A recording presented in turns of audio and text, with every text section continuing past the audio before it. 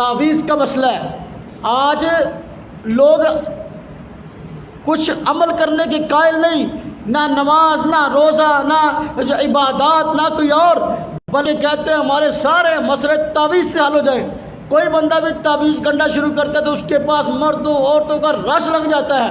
آج کے دور میں سب سے زیادہ مؤثر کاروبار یہ ہے تعویذ اور گنڈے کا۔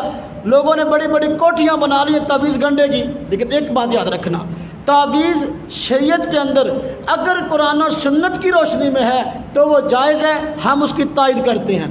لیکن وہ تعویذ جو قرآن و سنت کے خلاف ہے اور جس کے اندر جو ہے غیر اللہ سے مدد مانگی گئی یا کالا علم کیا گیا، جادو کیا گیا، ایسے تعویذ حدیث پاک کے اندر ایسے گونگے اور سپیاں، ایسے نگ جن کو مؤثر مزاج سمجھ کر پہنا جاتا ہے کہ بھئی یہ مصیبتیں دور کرے گا، یہ شرک ہے۔ اور حضور نبی پاک صلی اللہ علیہ وسلم نے اس کو شرک قرار دیا۔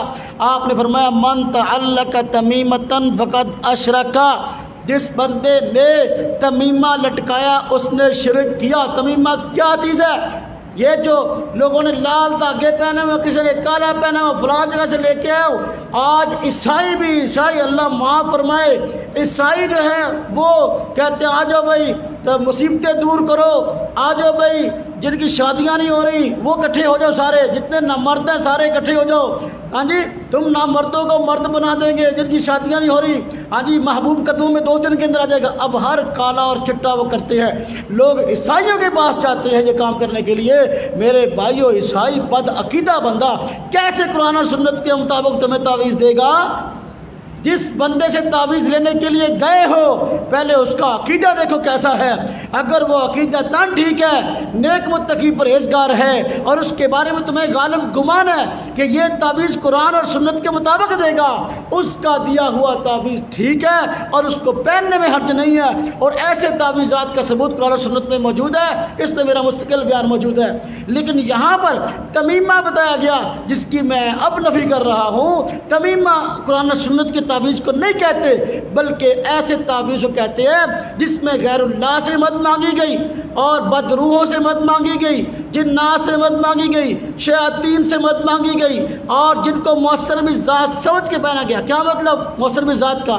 کہ بھئی یہی میری مصیبت کو دور کرے گا، اللہ کے بارے میں نظریہ نہیں، اس کے بارے میں کہ یہ مصیبت کو دور کرے گا، یہ پریشانی کو دور کرے گا، یہ میری جلدی شادی کروائے گا، یہ میرے محبوب قدموں میں لائے گا۔ جس کا یہ عقیدہ ہے تو یہ شرک ہے، اور حضور نبی پاک صلی اللہ علیہ وسلم نے اس کو شرک قرار دیا۔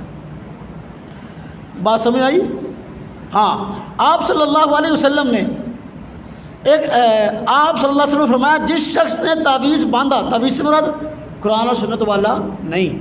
دوسرا فرمایا گلے میں تعویذ باندھا، اللہ تعالیٰ اس کا مقصد پورا نہ کرے۔ جس نے کوڑی یا کوئی اور چیز گلے میں لٹکائی، اللہ تعالیٰ اسے آرام نہ دے۔ مسند احمد میں روایت ہے۔ حضرت حذیفہ رضی اللہ تعالیٰ عنہ انہوں نے دیکھا ایک شخص کے ہاتھ میں دھاگا بندھا ہوا ہے، تو اس سے پوچھا یہ کیوں باندھا ہے؟ کہنے لگا میں نے بخار کو دور کرنے کے لیے باندھا ہے۔ تو آپ نے اسے کاٹ دیا، دھاگے کو توڑ دیا، اور فرمایا آیت تلاوت کرتے ہوئے فرمایا وما یؤمن اکثرهم باللہ الا وهم مشرکون، وما یؤمن اکثرهم باللہ۔ فرمایا دیکھو بہت سارے لوگ ایسے ہیں، اکثر لوگ ایسے ہیں کہ جو اللہ پر ایمان رکھنے کا دعویٰ کرنے کے باوجود شرک کرتے ہیں، کہتے ہیں ایمان اللہ پر لیکن کرتے شرک۔ تو خلاصہ یہ ہوا وہ تعویذ جو قرآن و سنت پہ مبنی ہے، وہ قرآنی آیت کو لکھ دیا، حدیث پاک کو لکھ دیا، یا حدیث پاک میں بیان کردہ وظیفے کو لکھ دیا، یہ عین توحید ہے اور مؤثر بھی ذات اللہ کی ذات کو سمجھا، یہ تعویذ بالکل جائز ہے۔ لیکن ایسا تعویذ جس کو دینے والا بدعقیدہ ہے، ایسا تعویذ جس کو مؤثر بھی ذات سمجھا گیا، اور ایسا تعویذ کہ جس میں جو ہے کفر یا کلمات اور شیاطین سے مدد چاہی گئی، جس طرح کہ ہندو دیتے ہیں، عیسائی دیتے ہیں، بد عقیدہ لوگ دیتے ہیں، ایسا تعویذ نہ پہنے۔ آج ہر بندہ تھوڑا یا بیمار ہو جائے نا، ڈاکٹر کہہ دیں بھائی تیری مرض اصل سمجھ نہیں آتی، اب طور پہ نہ ہو، اب کبھی کسی کے پاس، اب کبھی کسی کے پاس، فلانے نے بتایا فلاں کے پاس جاؤ، فلانے نے بتایا فلاں کے پاس جاؤ۔ یہ نہیں دیکھتا کہ بھائی وہ بندہ بد عقیدہ ہے، صحیح العقیدہ ہے، مسلمان ہے، کافر ہے، نماز پڑھتا ہے نہیں پڑھتا، بس آنکھیں بند کر کے ایسے لوگوں کے پاس تعویذ لینے کے لیے جاتے ہیں۔ ایسے لوگ اپنا بھی ایمان برباد کیے ہوئے ہوتے ہیں، دوسروں کا بھی ایمان برباد کرتے ہیں، اور پھر ایسے ایسے کام کرنے کہتے ہیں جس سے بندہ پریشان ہوتا ہے۔ دیکھو لوگ اس کو شرک سمجھتے نہیں، حالانکہ یہ شرک ہے۔